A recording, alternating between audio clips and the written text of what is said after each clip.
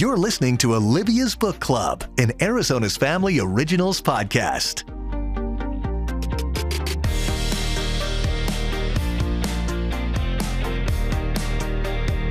Everybody, and welcome to Olivia's Book Club. It is a special occasion around here because I usually am always talking about fiction, but today we're going to switch it up. We're adding our summer reading list, and we kind of want to be well-rounded people, right? So we're going to dig in to a book that maybe can help us be a little better, have a better understanding of ourselves, say, and the world around us, make some changes maybe, heighten our awareness, and give us ultimately what we all want, right? A greater sense of gratitude and to feel a little happier. Yes, please, sign me up. So the book is Life in 5 Senses, How Exploring the Senses Got Me Out of My Head and Into the World. And the author is, of course, Gretchen Rubin, who is the founder of the Happiness Project, helping so many people find ways to live a more productive life, a more healthy lifestyle, a happier lifestyle. So Gretchen, welcome. It is so great to see you again. And just the work that you do touches people in so many ways. And I'm always amazed just by how it begins with kind of a kernel of self-reflection for you. So the world benefits from the fact that you are a lifelong learner, I guess, right? Yeah, I hope so. They say that research is me search, and that definitely is true for me. Yes, definitely. So one of the things that I enjoyed the little moment at the beginning that kind of I like when to see where people's ideas are starting as just a small little kernel, and that seed keeps growing. And you had visited your sister Liz, who is my lovely sister-in-law, and that you were reflecting on the fact that you hadn't really observed with intention Liz. Was she wearing a necklace that she usually wears? Was she talking with her hands a lot like she always does? And that got you to thinking about how we all certainly go through life. We're busy, busy, busy, and we're not maybe taking in our surroundings and, most importantly, the people who are in our lives in a way that we should and that they deserve. Absolutely. And it's so easy to just get stuck in our heads. And, we're on a beautiful beach and we don't even feel the sand beneath our feet or smell the ocean breeze or look at the sunset setting over the waves. And it's all happening all around us all the time. But if we don't tune into it, we can't appreciate it. We can't enjoy it. We can't use it to connect with other people or to evoke memories. There's so much that we can gain from our senses if we take the time to connect with them. So you say that you are somebody who thrives on the expected. So many people we talk to or you hear from, they say, oh, I love the unexpected. Everything is, about being spontaneous and about going with the flow. And for some of us, that causes a lot of stress and tension. And you really I admire about you're through your work and through your life, you're identifying aspects of your personality and you're enhancing your life and the way that you understand yourself, but you're not really ever out to change who you are. Yeah, and I think one of the great tensions within happiness is we want to accept ourselves and also expect more from ourselves. So on the one hand, you have to say, this is me.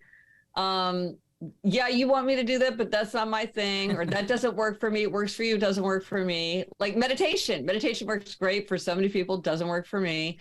And then sometimes it's like, yeah, I want to accept myself, but I also want to expect more from myself. I want to push myself. I want to go outside of my comfort zone. I want to rethink what I think the limits on myself are. And so one of the things that I had fun with the 5 senses where on the one hand, I wanted to respect what was true about me, but on the other hand, really push myself to explore and to experiment and to try things. Even something as simple as a sound bath that I had never done before. And by doing that, sort of make my life happier and richer.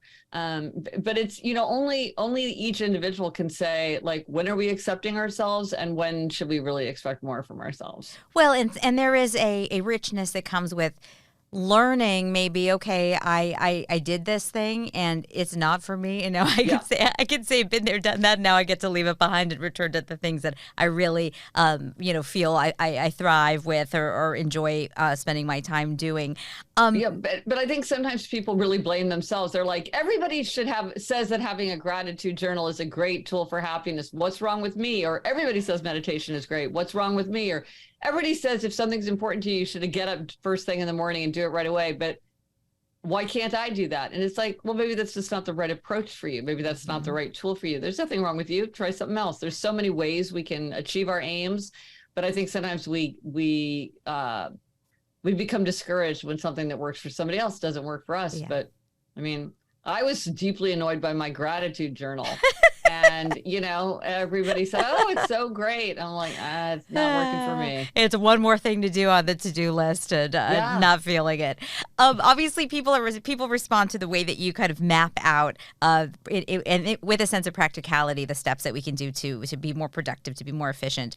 You've sold millions of books. Hundreds of millions have downloaded episodes of the Happier with Gretchen Rubin podcast. What do you think it is at the heart, if you could say in general, when you're hearing from people who are consuming your work, that they are looking for? Are they looking for even just permission to have the audacity to hope to be happy? Or are they really looking for, I'm trying these things and I don't feel it. I need other ways. I think a lot of it is that there's a lot of time spent on what we should do. Like people trying to convince you that you should get more sleep, or you should spend more time with your friends, or you should be more mindful of the moment, or and I think for a lot of people, it's like, yeah, I agree. I'm not arguing the other case. I accept that I should do these things and I want to do these things, but I'm having trouble doing it. So it's not a persuasion problem. It's an execution problem. Mm-hmm. And I am very focused on the execution. I have like a very practical approach. So I'm sort of like, if this is what you want, then what could the average person do as part of their ordinary day, starting tomorrow, without spending a lot of time, energy, or money to do that? And why aren't they? Like if people say, oh, I really, really, really want to get more sleep, why aren't they getting more sleep? Mm-hmm. Like that to me is deeply interesting. So I think for many people, that's where they feel the snag. It's not that they don't know what would make them happier or healthier or more productive or more creative. They're having trouble following through or seeing what steps they might take. And that's what I really focus on. Speaking of steps, take me on a journey as you are going through this process in your experiment in yourself, committing to being more acutely aware of each of the five senses and appreciating. And it has to do with, we're walking around and we're going repeatedly to the amazing Metropolitan Museum of Art. So what would a walk through the museum with Gretchen here having this experience versus Gretchen before? What would the differences be? Well, it's interesting. And when I started this, I thought I was so idiosyncratic, wanting to go to the same place every day. It turns out a lot of people have that impulse to like go to the very same place every day or the very same walk. I think the difference is that I'm just much better at tuning into my five senses. And when I do this, I treat this time like recess. It is not like a walking meditation. I am not trying to discipline my mind or my attention. I'm really trying to let myself off the leash. So I'm daydreaming. I'm checking my phone if I need to. I'm doing whatever I feel like. And so for me, it's that recess time. But I definitely am much better at just sort of slowing down, really looking, noticing the soundscapes of the museum. I used to never think about what different rooms sounded like, or how the experience was different depending on the sounds. The smells, there's so many smells in the museum that I never paid attention to. I don't often taste things at the museum. That's the one that I have to like, and then touch. Of course, it's so frustrating to be in a museum. You want to touch things all the time. So I find myself doing things like touching the railing or touching a bench where I know I can touch, because I just have that, I want to be touching things, even though I know, of course, that I can't. Museum guards know very well how much people want to touch the stuff. But smelling, hearing, and seeing, I can do as much as I like. And so I'm much more tuned into those as I walk through the museum. And it's funny, I like doing it even more than when I started. I decided I would visit the Met every day for a year. But that year is long gone. I think I'll do it every day for the rest of my life because I love it so Wow. much. Yeah, it's more interesting the more I go. That's amazing. And I think that sense of familiarity can really open yourself up to Yes. a new sense of wonder Yes. because you're comfortable. I find, and I think the older I get, the little more anxious that I get in new circumstances. So to be comfortable and familiar in an environment sort of allows you to discover more because you're dropping concerns or worries. Absolutely. And then you also and you feel like you belong there, like you feel very at home. And also, you notice subtle differences. Somebody was telling me after I said that I visited the Met every day, he said that he visited his same local big chain drugstore every day. And I thought I would 100% do that. There's so much going on in like a big drugstore.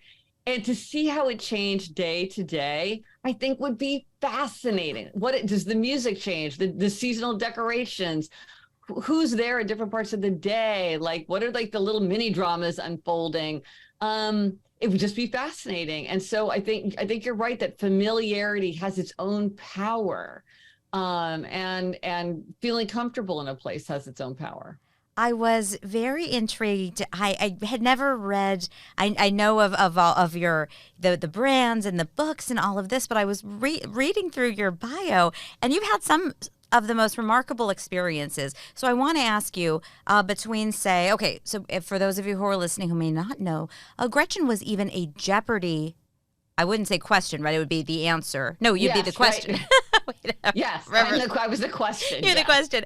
And you have gone to Oprah's home in Montecito to be interviewed for Super Soul. And you even walked arm in arm with the Dalai Lama.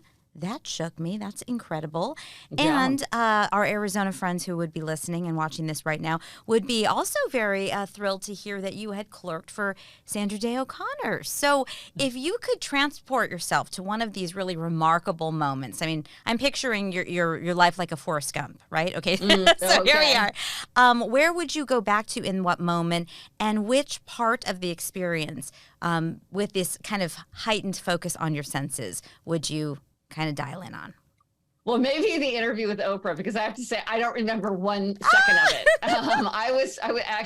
I brought my sister. They said I could bring some. So I'm like, I'm going to bring my sister. So I brought my sister, Elizabeth. And it was like an out of body experience. And I was so focused on it. It was so intense that afterwards I was like, what happened? What happened? I remember there was a fly. We did it outside, sort of in her tea house garden. And of course, it was all shut in for the cameras and everything, but it was sort of breezy. And there was a fly. I remember the fly because I was like, don't get distracted by the fly. Don't look at the fly, stay on target with the interview.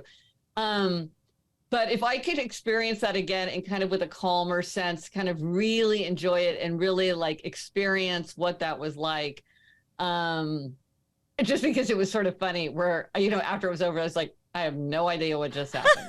That's amazing. Well, at least you have video of it. But yeah, that would be a space where you would probably be enjoying the aroma of the flowers. Maybe you could smell the ocean off in the distance. You would really hear her speaking to you in that iconic voice and saying your name and all of it. All of it. Yeah. The grass underfoot and everything. But it all just was so, I think my circuits just got overloaded. So it was pretty funny. Yeah. So I would go back to that probably. That's amazing. As you obviously, your family and colleagues in your world, they understand what you do. They understand that you come up with a concept and that you dig into it and you're pretty fearless about exploring to learn more about yourself and to learn more about other people. Who is the one who is the most hesitant or is there somebody that you bounce things off of who goes like, oh, we're going to do this, like what, every single day, or, now we're on, is it sound now, or stop touching me, or why are you staring at me? Everybody is part of the experiment in your world, I'm sure. So who is the most reluctant? Well, yes, everyone's kind of an innocent bystander in the onslaught of my experiments. I wouldn't say that my husband, Jamie, resists it. Like, he doesn't complain about it, but he doesn't really enter into it. Like, I've heard of people, they're like, my husband and I did a happiness project together. my husband's not going to do that. Or, my two daughters got very, like, after a while, they got really into the five senses experiments. And I'd be like, I have a new one. They would come, they'd be very interested because they're like, this is always super fun. And he's like, okay, if you need me to come along, like we did Dining in the Dark. I write about it in Life in Five Senses, where we went to a restaurant and they gave you masks and you're in the dark. And it was a really fun kind of family adventure. But it wasn't like he was like, oh, that sounds like so much fun, or like, oh, what a great idea. He was just like, if we need to do it, we need to do it. He's like, I'll do my part. So I wouldn't, he's not the most, and this surprises people. It doesn't surprise me. He doesn't read anything that I write. He doesn't listen to a podcast. He doesn't come to an event. And I get it. I think it kind of gives them the heebie-jeebies.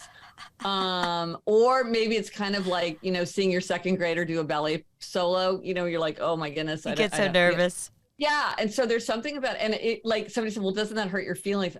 No, I 100% understand it, that there's just something about it that, so he doesn't, if there was anything sensitive, I would say, well, why don't you read this page and make sure that you're okay with it? But basically he's like, nah, I trust you. It's gonna, if our two daughters are reading it, your sister's reading it, your parents are reading it, if they're fine with it, I'll be fine. I'm good. Yeah. I trust you. Everything's working well as it is, so we're good. Yeah. So as you were exploring, is there a moment that you obviously you were kind of wrestling with the concept of what if I had lost my vision? When you had gotten pink eye, you're coming from the doctor, and you're kind of thinking about having that greater appreciation for the things that you should be looking around at. If you had to make a decision about if you had to lose one of the senses, if you had to really be compromised in some capacity based upon this exploration, what could you go without? Where could you make things up? I mean, we know that it is said that you become stronger in your other senses if you lose the ability in one other space in your life. Mm-hmm. Well, it's interesting. I came up with this quiz, the What's Your Neglected Sense quiz, which will tell you like the sense that you most neglect. And so that's the sort of the sense that you tap into the least. My neglected sense is taste. It'd be hard to live without taste, but like one of my most appreciated senses is smell. Smell and taste are so closely aligned. So I can't bear to think about giving up the sense of smell. But then I think even though I neglect the sense of taste, that is a very, very, it's so important, but they're also important. Yeah. It's hard to imagine any of them. I would either be smell or taste. Mm-hmm. I don't know. Well, and you wrote a little about the flowers and the tomatoes being kind of, the genetic engineering of making things look so gorgeous, but then you're taking away either the delicious flavor of a really juicy tomato, which may look a little wonky, but it is bursting with flavor and juice for the summertime, or what good is a gorgeous flower if it's not for the way that it smells? So I would go with aroma is huge. Yes. Yeah. Yeah, it sounds like it's one of your most appreciated senses. Definitely. Well, I've always considered it to be a superpower, which can also be a curse because I can smell stinky things from a mile away as well. And so I have interesting. It's both good and bad. Yeah, well, but don't you think, aren't you glad? Like, I feel a little bit the same way, but I'm like, I will take the bad because mm-hmm. I just like the range. Mm-hmm. I like being, to be able to appreciate it more. But no, I have a friend whose mother had to move away from an apartment because she could smell some terrible smell. Nobody else could smell it, but it's like she only smelled it there. It wasn't like she was smelling it all the time. So they're like, okay, well, I guess you have to move. Oh my gosh, that is I can definitely relate to that. That would be very mm-hmm. challenging.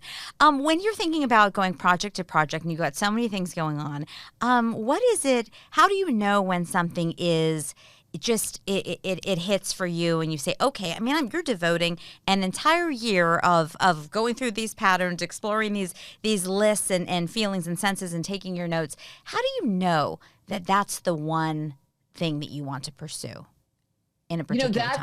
That for me is very easy. Fortunately, I feel very fortunate. One of it is that if with something that is like book worthy, mm-hmm. it tends to get more and more interesting the more I research it and think about it and take notes about it.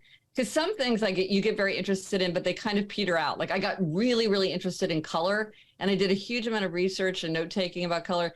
But pretty soon I was like, okay, I've kind of come to peace with what I think about color.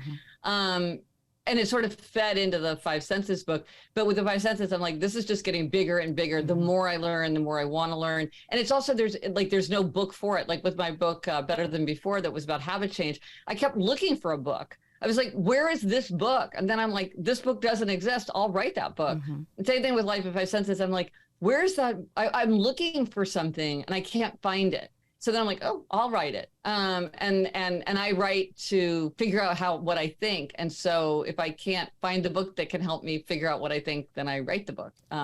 So for me, it's always pretty clear what the next big project would be.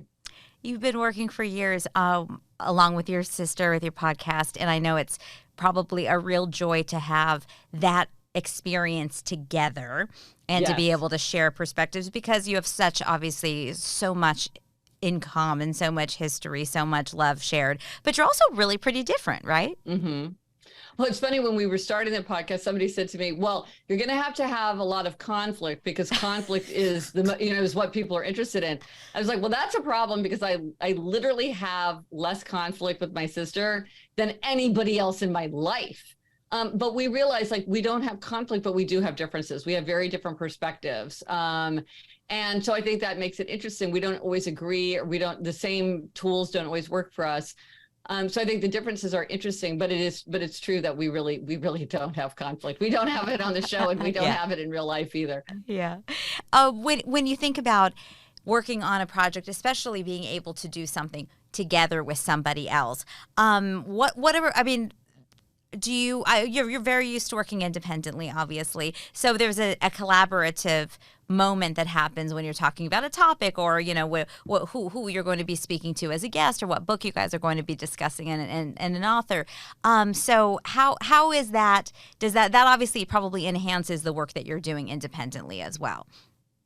Yes. No, absolutely. And I feel so fortunate. Well, partly because, and I call her my sister the sage, because she's constantly saying like these wise things. So yeah, it's exciting to do it to her, because if it was just my ideas, I think it just wouldn't be as rich and as interesting. Plus, we hear from listeners all the time, and I hear from readers all the time. I feel like the world is my research assistant, where I'm constantly getting insights and observations, or thought-provoking questions, or suggestions for resources that really help me take my thinking deeper and in different directions that I could never have done with myself. Obviously, because I talk to Alyssa, week after week after week, plus all the time, just as sisters. She's a huge influence. But then even just being able to put my ideas out into the world, and people can, because of social media and email and everything else, I'm engaging with people about ideas that are interesting to me. It's not just going one way. I'm also hearing a lot back, and so that makes it a lot richer. Yeah, it's in real time, kind of being able to understand what's resonating with people, and where you're on the same page with people, and where there is a need for more critical thinking and more guidance that people really do want to hear from your kind of thought leadership on a certain space that there's a vacuum, or there's a hole that they need to hear more. Last thing, as they're prepping to go, if they haven't read Life in Five Senses yet and they're going to get the book, what would one small exercise be that you would highly recommend broadly to anybody to kind of tap into what you're experiencing here? Okay, we'll do this. If you are like most people, you probably have Heinz ketchup in your fridge, or you have a packet of Heinz ketchup in your glove box or something. Taste Heinz ketchup, and you will see how remarkable it is. There is a reason that it is the secret ingredient in a lot of foods where you would not expect to find it.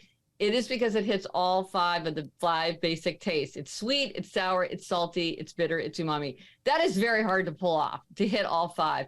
So, and I think that this is something that it's kind of ubiquitous. We see it all around us all the time, and we don't realize, like, it's sophisticated, it's complex, it's a beautiful color, it has an amazing mouthfeel. There's so much to appreciate about this just very common, ordinary item. But when you really stop and appreciate it, you realize just like how remarkable it is.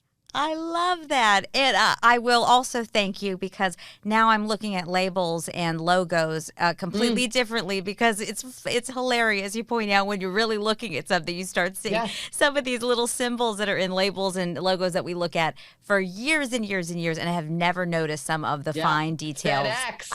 Amazing. The arrow. The arrow.